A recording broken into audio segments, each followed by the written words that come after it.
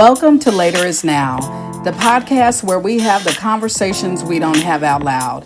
I'm your host, Leigh Allyson Smith, and whether this is your first episode or you've been here since the beginning, I'm so grateful you joined me. Around here, we believe one simple truth. Later is where dreams go to die. Now is where purpose comes alive. Today, I want to ask you a question. What if the biggest obstacle standing between you and your purpose isn't your circumstances? What if it's the story you've been telling yourself? Let's talk about it.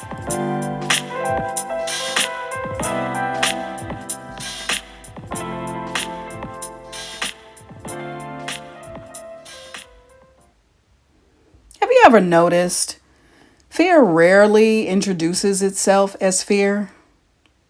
Fear is smarter than that. Fear doesn't usually walk into your life and say, "Hi, I'm fear." No, it doesn't do that. But fear changes clothes, fear changes its voice, it becomes respectable and logical. Fear becomes responsible. Fear says things like, "I'm just waiting for the right time," or "I need to pray about it a little longer." How about, "I just need one more confirmation," or "I'm still researching. I'm waiting until things settle down. I don't have enough experience yet. Someone could do it better than me." Do any of those sound familiar? Well, because when you're listening to them and you're saying them to yourself, they don't really sound like fear. They sound wise. But sometimes they're lies. I want to make a statement that may challenge you, and that is that the biggest lies we believe are often the ones we tell ourselves. Nobody had to convince us. We rehearse them. We repeat them, we protect them, and eventually we believe them. They become our truths. And here's the scary part. When you believe your own lie, you stop questioning it. You start living by it. Today, I want to unpack what I believe are 5 lies we tell ourselves when we're afraid. Maybe one of these is yours, maybe more than one. But my prayer is that before this episode ends, you'll recognize the lie so that you can finally walk in the truth. Ready? Let's go. Lie number 1. I'm waiting on the right time. Can I tell you something? We think that there will always be another Monday or another New Year or another birthday or another excuse. Fear loves later because later sounds responsible, but later often becomes never. That's exactly where this title, this movement, Later is Now, comes from, because I used to dream so much about doing things, writing a book, a TED Talk, starting a podcast, launching a coaching business, and other dreams that I've had. And I used to always say, "I'll do it later." And I'm so grateful that after I had an abrupt change in my career at 4 a.m. in the morning, my husband could say to me, "Leigh, later is now. All of those things that you've been putting off, now you can do them. Now you can do them." So this is how this was birthed. And to be honest, I learned a lot about this while launching this podcast. Did I have everything figured out? No. Was everything perfect? No. Every episode, I could hear something that I would do different. And so it's not perfect, and that's okay. Oftentimes, we allow perfect to be the enemy of good. And had I waited until I felt completely ready, you wouldn't be listening to this today, right? There's a difference between preparation and procrastination. One moves you forward, the other one keeps you comfortable. So ask yourself, am I really waiting on the right time? Or am I waiting until I no longer feel afraid?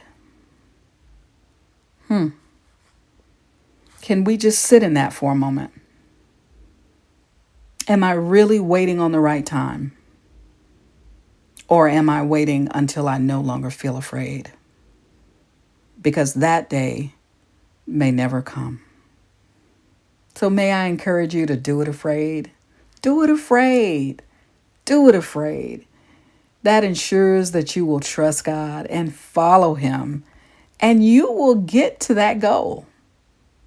Lie number 2. I'm not ready. Now, this one sounds humble, but sometimes it's fear pretending to be humility. Almost everyone I know who's done something meaningful started before they felt ready. Think about Moses. He didn't think he spoke well. Think about Gideon. He felt like he was the least. Jeremiah thought he was too young. Different people, same fear, different excuses, same God. Maybe readiness isn't what God is looking for. Maybe He's looking for willingness. Let's sit in that for a moment.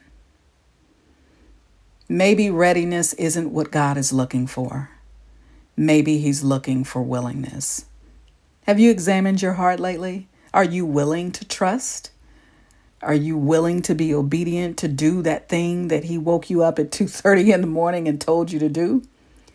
Because willingness invites God to do what readiness never could. Lie number 3. What if I fail? This is probably one of the biggest lies we tell ourselves that keeps us from starting. And can I flip that question? What if you don't? Like, seriously, what if you don't? Have you noticed how fear only asks one side of the question? What if you embarrass yourself? What if nobody listens to your podcast, Leigh? What if it doesn't work? Fear never asks, what if this changes your life? What if one conversation changes someone's future? What if something you said touched someone's heart and made them go seeking God and seeking how they can fall in alignment with what He has called on their life? What if one decision opens 10 doors? What if your obedience blesses generations that you'll never meet?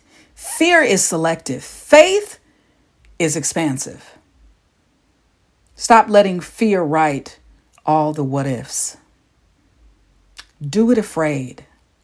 Don't allow perfect to be the enemy of good. Step out on faith. Lie number 4. Someone else can do it better. Okay, maybe. Probably.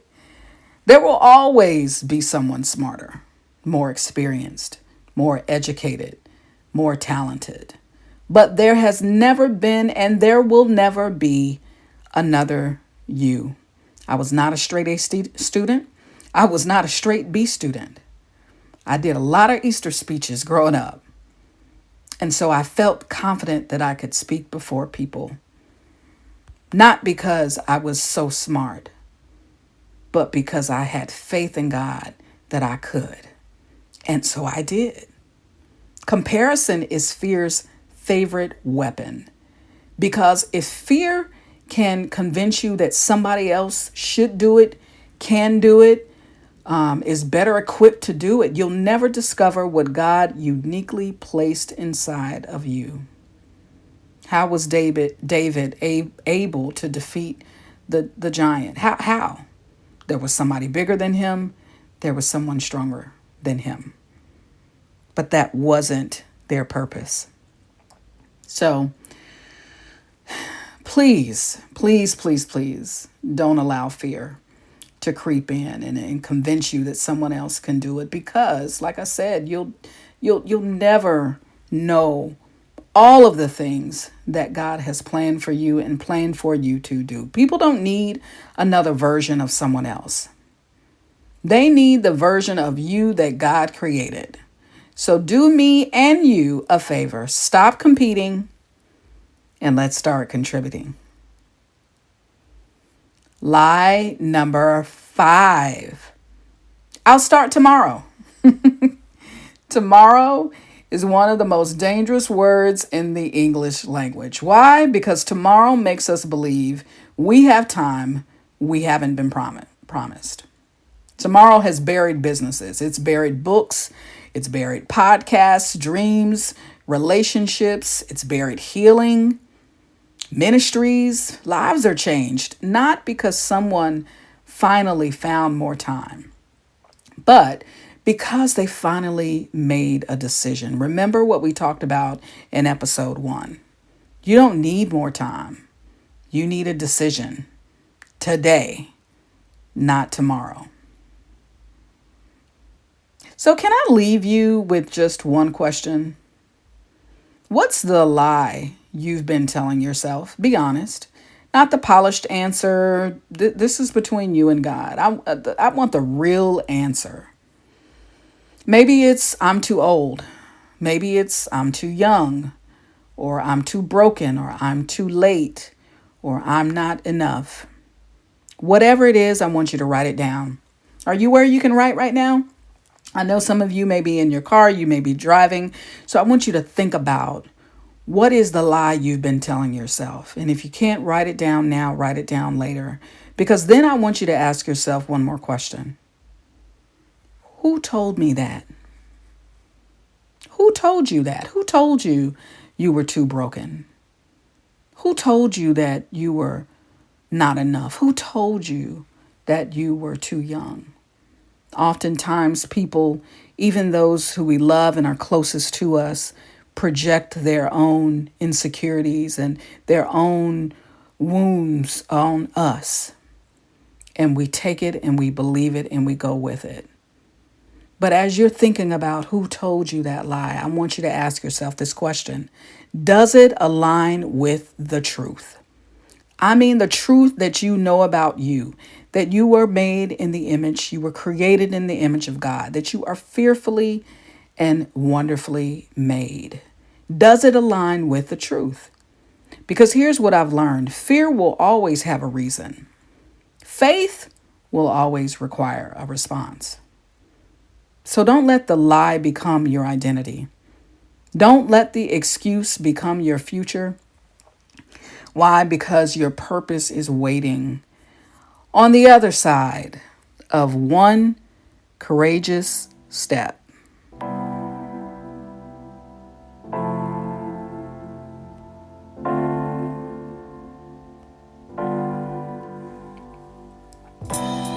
Thank you for spending this time with me on Later Is Now.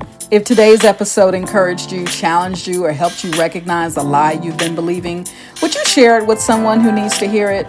You never know who might need this conversation today, and I want to personally invite you to be a part of what's becoming one of my favorite parts of this podcast. I'm looking for guests with real stories of closed doors that led to unexpected opportunities, stories of setbacks that became setups, stories of faith and resilience and healing, reinvention and purpose. If you've walked through a lesson that changed your life and you believe your story could encourage someone else, I would love to hear from you. Send me an email at lat.smith@icloud.com or reach out through social media in a direct message. Your story could be a conversation someone else has been praying to hear. Until next time, remember, later is where dreams go to die. Now is where purpose comes alive. I'm Leigh Allyson Smith. Thanks for listening to Later Is Now. I'll see you in the next episode.